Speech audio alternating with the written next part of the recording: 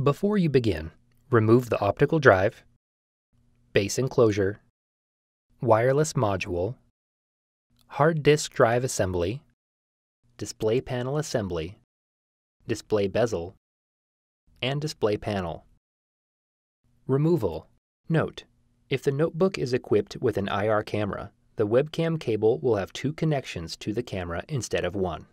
Disconnect the webcam cable from the connector on the webcam board. Using a flat, non-conductive tool, carefully remove the webcam board from the adhesive that secures it to the display enclosure and lift the webcam board off of its alignment pins on the display enclosure. Reverse this procedure to install the webcam.